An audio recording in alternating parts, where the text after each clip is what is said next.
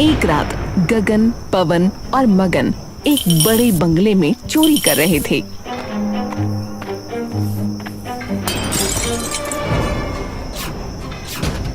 हे भगवान, अरे पगले, ये क्या किया तूने?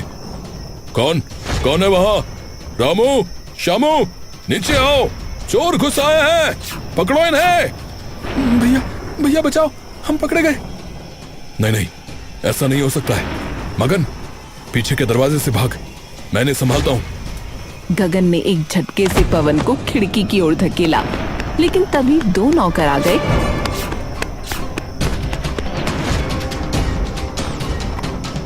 भैया भैया भाग जाओ तुम, पकड़ो भैया, है पकड़ो।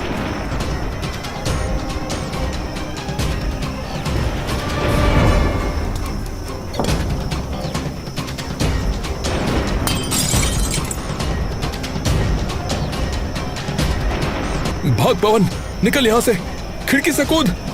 पवन कूदा और फिर गगन, ऐसे दोनों बच निकले।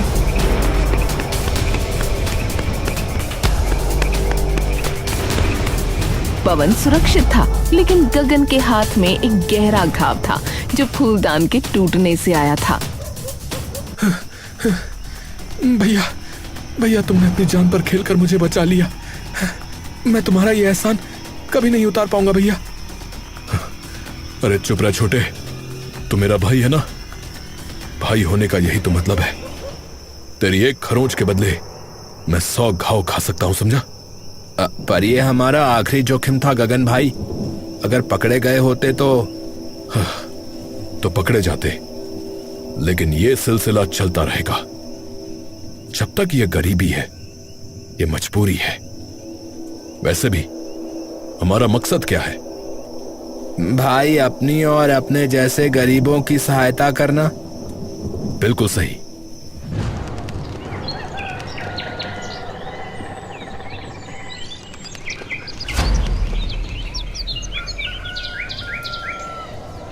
इसके बाद गगन ने अपनी गर्दन से एक पुराना ताबीज उतारा और प्यार से देखा।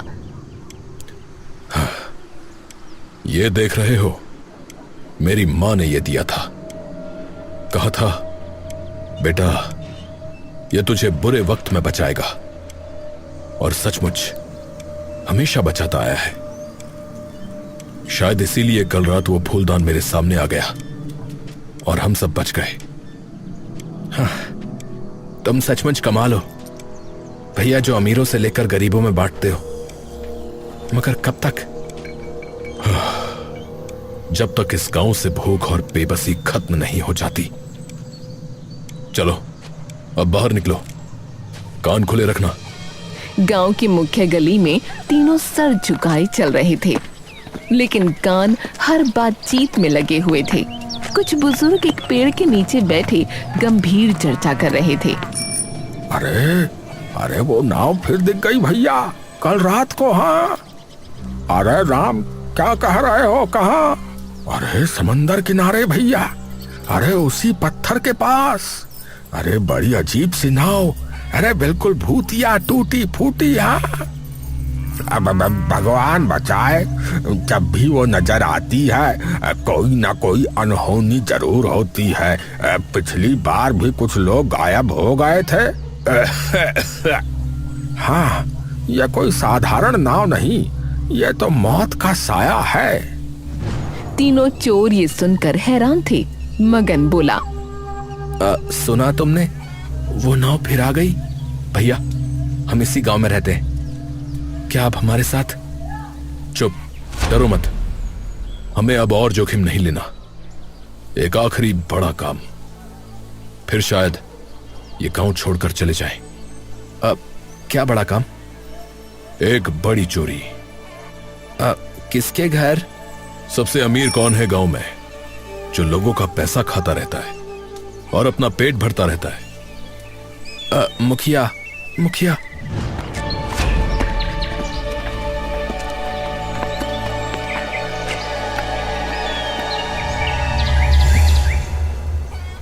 गगन ने एक बड़ी योजना बनाई। मुखिया का घर, जहाँ सालों की कमाई जमा थी।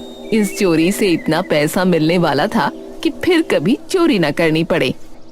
कल रात हम उसकी तिजोरी वाले कमरे में घुसेंगे। मगन, तू मेरे साथ होगा। पवन, तू बाहर निगाह रखेगा। हम दोनों अंदर का काम करेंगे। ठीक है भैया, मैं तैयार हूं उस कमीने को लूटने के लिए। तीनों अंधेरे में मुखिया के बंगले की ओर बढ़े।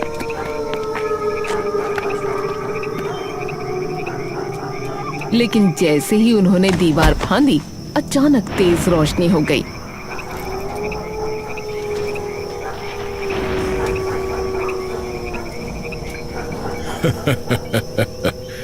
लो, मेरे मेहमान आ गए।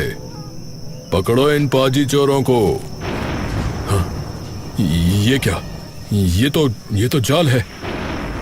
भागो गगन। पवन उन लोगों के बीच में खड़ा था। वो मुस्कुरा रहा था। पवन, तूने? माफ करना भैया, मुखिया ने पैसे दिए, मुझे डर लग रहा था उस नाव का। मैं मरना नहीं चाहता। तो तूने इस मुखिया से हाथ मिला लिया? तू मेरा भाई था, मैंने तेरे लिए खून बहाया, और तूने? गगन का दिल चीख रहा था। मगन ने उसे खींचा। मुखिया के आदमी उन दोनों को पकड़ने लपके। वो दोनों जान बचाकर अंधेरे में भागे। पीछे चीखें गूंज रही थीं। पवन ने ये सही नहीं किया। अरे अब छोड़ो उसे और अभी भागो गगन भाई, भागो। भागते भागते वो समुद्र के किनारे पहुंच गए। सामने वही रहस्यमयी जर्जर नाव खड़ी थी, जैसे सदियों से इंतजार में खड़ी हो। वो आम नाव से अच्छी खासी बड़ी थी। उसे छोटा पानी वाला जहाज कहना भी गलत नहीं होगा। यहाँ नहीं, चलो दूसरी तरफ जंगल में छिप जाते हैं। नहीं मगन, अगर मरना ही है तो इसी गांव में, इसी समंदर किनारे मरूंगा। उस जंगल में क्या रखा है? चलो इस नाव पर चढ़ते हैं। शायद ये हमें कहीं और ले जाए। पर गगन भाई, जंगल में हम शायद बच जाएं। मगन, जंगल में भेड़िए हैं, मौत वहां भी है और यहां भी, इसीलिए मैं इसी में जाऊंगा। वो डरते डरते सहमते हुए नाव पर चढ़े। नाव पुरानी थी, लकड़ी सड़ी हुई थी। बैठते ही अचानक नाव हिली और बिना किसी पतवार छुए, बिना किसी मल्लाह के धीरे धीरे समुद्र में चल पड़ी, ऐसे जैसे कोई अदृश्य शक्ति उसे खींच रही हो। हे भगवान, ये क्या हो रहा है? अरे नाव खुद चल रही है। अरे इसे काबू कैसे करूं? गगन भाई, ये नाव हमें कहाँ ले जा रही है? ये तो हमारे बस में ही नहीं है। नाव तेज होती गई। किनारा दूर, अंधेरा गहरा और समुद्र का पानी काला होता चला गया। दोनों एक दूसरे से चिपट गए। उनकी सांसें थम सी गईं। शायद मौत अब करीब है। नाव बेतहाशा भागे जा रही थी। अचानक उस पर एक अजीब सी चमकती मछली कूद कर आ गई, जिसका शरीर सोने जैसा चमक रहा था। गगन और मगन हैरान होकर देख ही रहे थे कि वो मछली हवा में घुल गई। इस बीच ऊपर से एक विशाल रहस्यमयी समुद्री पक्षी ने जोरदार आवाज की और गायब हो गया। ये क्या हो रहा है? ये नाव का असर है या हम लोग पागल हो गए? यहाँ सब कुछ जादुई जैसा क्यों लग रहा है? हम कहाँ फंस गए? हे भगवान! तभी नाव के पिछले हिस्से से एक लंबा दुबला आदमी, जिसका पूरा चेहरा और शरीर काले कपड़े से ढका था, निकल कर आया। तुम कौन हो? कौन है तू?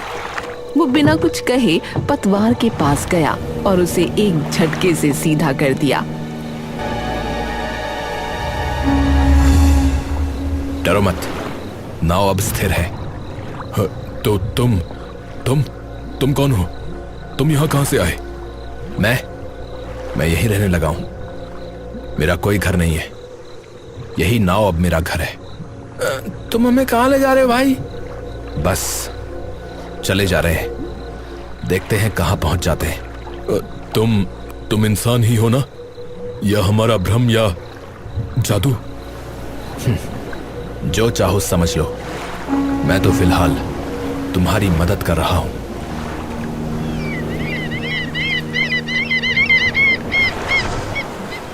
कुछ ही देर में एक विशाल हरा भरा द्वीप नजर आने लगा। नकाबपोश ने नाव को किनारे लगा दिया। उतर जाओ और तुम भी अपना मुंह छुपा लो। यहां किसी को नहीं पता चलना चाहिए कि तुम नए हो, समझ गए? ठीक है, लेकिन तुम चलो, मैं भी आता हूं अभी थोड़ी देर में। दोनों ने अपने चेहरे कपड़े से ढक लिए और द्वीप पर उतर गए। वो कुछ कदम आगे बढ़े, फिर मुड़कर पीछे देखा तो सन्न रह गए। नाव और नकाबपोश दोनों गायब थे। केवल नीला गहरा समुद्र लहरें मार रहा था। गगन भाई, नाव, वो आदमी, सब गायब। हमें उस पर विश्वास नहीं करना चाहिए था। अब हम फंस गए। इस द्वीप पर रहने के अलावा अब कोई चारा नहीं है।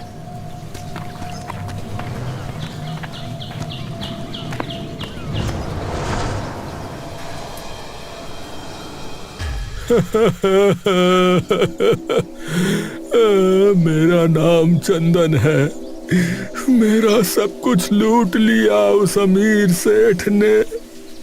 मेरी जमीन, मेरी बचत सब छीन ली। अब मेरे बच्चे भूखे मरेंगे। सुनो मगन, यही तो हमारा काम है, अमीर का माल गरीब तक पहुंचाना। चलो इसकी मदद करते हैं। पर गगन भाई, अगर कुछ गड़बड़ हुई तो? कुछ नहीं होगा। तभी उनकी नजर दूर जाते हुए दो लोगों पर पड़ी। वो उनके अपने गांव के मुखिया और उसके नौकर जैसे लग रहे थे, लेकिन वो यहाँ कैसे? दोनों हैरानी से एक दूसरे को देखने लगे। अरे क्या ये हाँ यार, ये तो अपने गांव के हैं जो गायब हो गए थे। मतलब नाव ने इन्हें मारा नहीं, बल्कि यहाँ पहुंचा दिया। खैर, हमें क्या, हमें तो अपना काम करना है अब।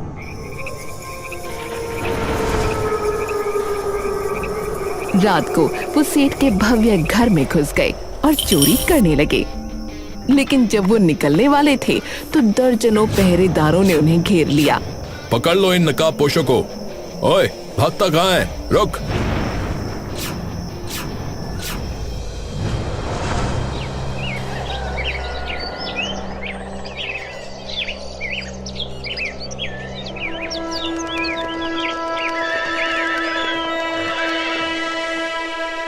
राजा मंदार सिंहासन पर विराजमान था। इनके चेहरे से नकाब हटाओ, अपनी शक्ल दिखाओ। महाराज। जैसे ही गगन का चेहरा खुला, राजा एकदम से उछल कर खड़ा हो गया। उसकी आंखें फैल गईं, चेहरे का रंग उड़ गया। वो गगन की ओर हैरानी से देखने लगा। ये असंभव है। सेठ, तुम जाओ, इनको सजा मैं स्वयं दूंगा। पर मैंने कहा जाओ। राजा दोनों को अपने निजी कक्ष में ले गया। दरवाजा बंद करते ही उसने गगन के कंधे पकड़ लिए। तुम्हारी शक्ल बिल्कुल मेरे गुमशुदा भाई राजकुमार रणवीर जैसी है। क्या तुम वही हो? क्या तुम नाम बदल कर आए हो? महाराज, मैं कोई राजकुमार नहीं हूं। मैं गगन हूं, एक गरीब चोर जो गांव से भागकर यहां पहुंचा है। उसी समय राजा का बेटा राजकुमार धीरेन्द्र भी वहां आ पहुंचा और हैरान रह गया। चाचा, तुम? मैं धीरेन्द्र। अभी बाहर जाओ, बाद में आना। पर चाचा, अचानक? बाद में बताऊंगा, अभी जाओ। राजकुमार चला गया और राजा गगन से बोला, मुझे दिखावे के लिए तुम्हें कैद खाने में डालना होगा, फिर मैं अकेले में तुमसे बात करूंगा। दोनों को एक सुनसान कैद खाने में डाल दिया गया। गगन भाई, हमें यहाँ से भागना होगा। पर कैसे? ये द्वीप है और चारों तरफ समुद्र ही समुद्र है। बाहर पहरा लगा दिया गया। राजा रात में वहां आया। उसने अपने भाई की कहानी सुनाई। मेरा भाई एक दिन अचानक नाव लेकर चला गया था, लौटा ही नहीं। कहीं ऐसा तो नहीं कि वो तुम्हारे गांव में ही रह रहा हो? लेकिन वहां मेरी शक्ल का कोई भी नहीं है महाराज। ठीक है, लेकिन हमें उसका पता लगाना होगा, और उससे पहले उसके एक दोस्त के बारे में जिसने उसके कान भरे थे। मतलब कुछ नहीं, बस हमें उसका और उसके दोस्त का पता लगाना है। तुम राज्य में मेरा भाई बनकर सामने आओगे तो आखिरकार उसका वो दोस्त भी सामने आ जाएगा। ठीक है। तभी एक अजीब सी आवाज हुई। दोनों ने मुड़कर देखा तो एक कंकाल सा आदमी उस काल कोठरी के कोने में पड़ा था। हे भगवान, मैं तो डर ही गया। इसको कितने सालों से खाना नहीं मिला है जो इसका ये हाल हुआ है? उसे मत देख। फिर अगली सुबह राजा ने उन्हें कैद खाने से निकाला और सबको बताया कि उसका भाई रणवीर वापस आ गया है। लोग हैरान थे। वाह, राजा का भाई 10 साल बाद वापस आ गया भैया। लेकिन अचानक कैसे? मुझे कुछ गड़बड़ लग रही है। अरे भैया वापस आ गया? हाँ भाई हाँ। मैंने तो सुना था कि राजा ने खुद अपने भाई को मार दिया था। तो अब ये कैसे? क्या चल रहा है? ये बात जैसे ही मगन ने सुनी तो वो घबरा गया और गगन से बोला, गगन भाई, ये हमें मारने वाला है पक्का? हिम्मत रख, हमें यहाँ से भागना होगा। मौका मिलते ही भाग लेना। राजा की नजरें ढूंढ रही थीं ऐसे इंसान को जो राजा के भाई के आने से सबसे ज्यादा परेशान हो। गगन, अब तुम अकेले बाजार में निकलो और देखो कौन तुम्हारे पास आकर तुमसे कुछ अजीब बात करता है। जी महाराज। मैं भी साथ जाता हूँ। नहीं, उसे अकेले जाना है। तू समुद्र किनारे पहुंच, मैं वहीं मिलूंगा। गगन अकेला बाजार में निकल गया। उसे कई लोग मिले जो हैरान थे।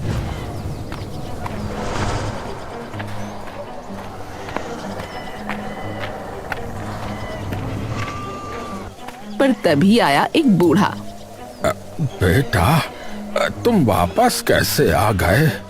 बस भगवान की इच्छा से। नहीं नहीं, सच बताओ, तुम तो राजा को मारने वाले थे ना? फिर वापस कैसे आ गए? और राजा तुम्हारा सत्कार कर रहा है, ये कैसे? क्या? राजा को मारने वाला? तुम्हें नहीं पता? मतलब तुम बहरूपिया हो।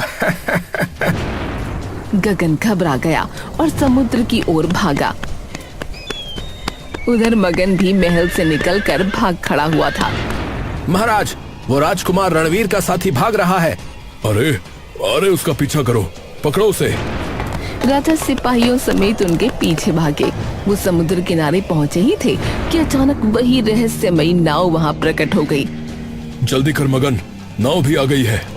पर तभी उसमें से वही नकाबपोश उतरा। उसने धीरे से अपना नकाब उतारा। सबकी सांसें रुक गईं।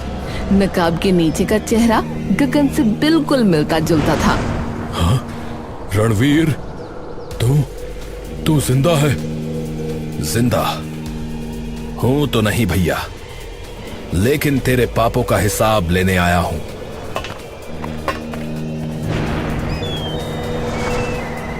अरे अरे, ये कोई इंसान नहीं है, ये तो प्रेत है। हाँ भाई हाँ, अरे भाई भागो। समुद्र किनारे भीड़ जमा हो गई। पूरी जनता, गरीब अमीर, सब वहां थे। सबकी आंखों के सामने वो आत्मा धीरे धीरे राजा की ओर बढ़ी। राजा डर के मारे जम गया।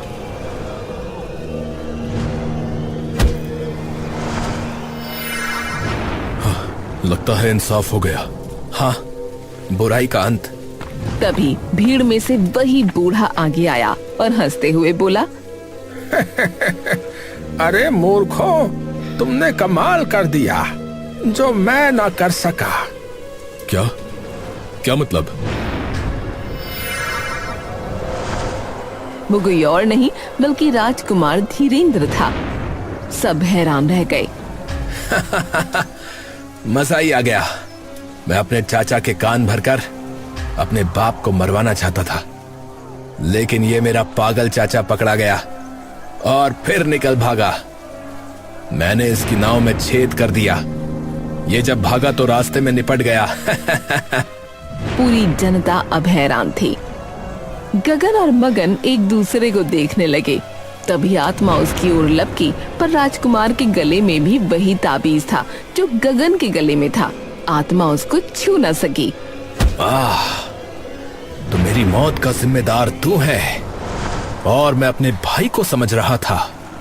अरे बाप के मरने के बाद मैं चाचा को भी मारने वाला था, लेकिन चाचा इतना नाकारा निकला, क्या करूं? गगन कुछ कर। मैं क्या करूं? हमें यहाँ किसी वजह से तो लाया गया होगा ना, या यूं ही? गगन ने अपनी पूरी जिंदगी के बारे में सोचा। उसने बहुत पाप किए थे। उसने हर पाप के बारे में सोचा और फिर उसे ख्याल आया कि शायद यही वो मौका है जब वो अपने सारे पापों का प्रायश्चित कर सकता है। वो राजकुमार से बोला, राजकुमार चलिए, मैं आपके साथ हूँ। अब आपका राज्याभिषेक होगा। चलो, चाचा ने सही। चाचा की शक्ल का इंसान तो समझदार है। गगन राजकुमार के पास पहुंचा और झटके से उसने उसका ताबीज उतार लिया। चालाकी, लेकिन ये एक खास ताबीज है। मेरे गले से उतरने से इसका असर नहीं उतरेगा। मेरी माँ ने भी मुझे यही ताबीज दिया था और मैं इसका तोड़ जानता हूँ। अब तो खत्म। नहीं, अबे ये तूने क्या किया? अबे! आज मुझे समझ आया कि मैं यहाँ क्यों आया था। मैं तो जा रहा हूं, लेकिन मैं चाहूंगा कि मेरा हम शक्ल ही यहां राज करे।